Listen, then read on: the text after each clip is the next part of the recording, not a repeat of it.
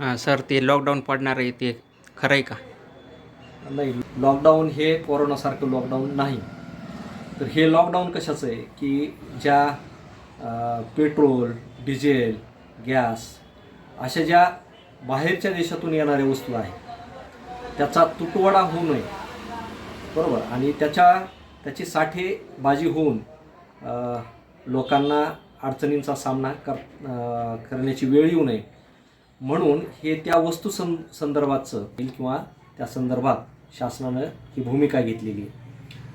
आता प्रश्न काय आहे की युद्धाचे परिणाम आता सगळं जग भोगतंय आणि ह्या युद्धजन्य परिस्थितीमुळं आखाती देशामधून जो आपल्याकडे येणारा गॅस आहे आणि त्याचबरोबर तेल आहे त्याची टंचाई भविष्यामध्ये निर्माण होऊ शकते आणि त्यातली त्यात आपल्याला पेट्रोल डिझेलची एवढ्या मोठ्या प्रमाणात टंचाई नाही होणार, परंतु गॅसचा तुटवडा हा निर्माण होतोय.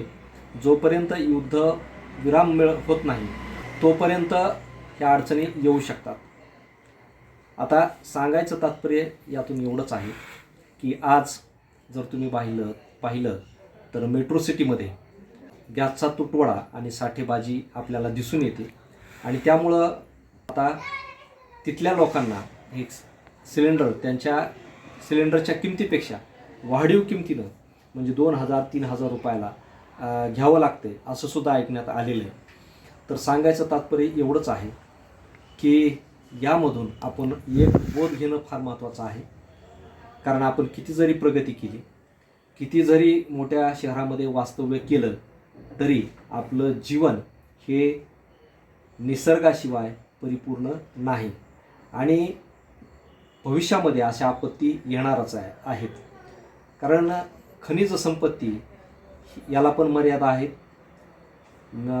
त्यानंतर जो गॅस आहे याला पण मर्यादा आहेत आणि त्याचबरोबर अलीकडे जे आपण EVच्या गाड्या वापरतो, EVच्या गाड्या ह्या बॅटरीवरती चालतात आणि बॅटरीसाठी निर्माण करण्यासाठी पुन्हा तिथं कोबाल्टचा गरज लागते, मॅग्नेशियमची गरज लागते, लिथियमची गरज लागते, निकेलची गरज लागते. आता ही सगळी जी खनिजं आहेत का, ही खनिजंसुद्धा पाश्चात्य देशामध्ये मोठ्या प्रमाणात आढळतात. आपल्याकडे त्याचे साठे कमी प्रमाणात आहेत आणि त्यामुळं काय होणार आहे की जसं आज कोळशाच्या खाणी संपत आल्या म्हणजे कोळशापासून निर्माण होणारी वीज आपली संपत आलेली, पाण्यापासून निर्मिती होणाऱ्या विजेला मर्यादा आहे.